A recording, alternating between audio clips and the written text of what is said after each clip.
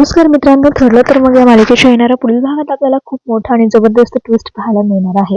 तर मित्रांनो, आपल्याला पाहायला मिळतंय की नागराच्या तावडीतून महिपत पळालेला असतो आणि एका कुटुंबाला डांबून ठेवून तो त्याच्या घरी जाऊन बसलेला असतो. पण मात्र आता अर्जुनला संशय येतो. त्यानंतर त्या घरातून महिपत पळण्याचा प्रयत्न करू लागतो, तर अर्जुनही त्याचा पाठलाग करतो.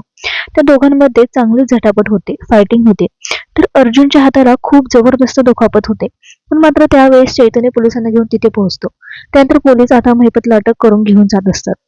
तर इकडे सालीला खूप काळजी वाटत असते आणि अखेर चैतन्य अर्जुनला सुखरूप घरी घेऊन येतो.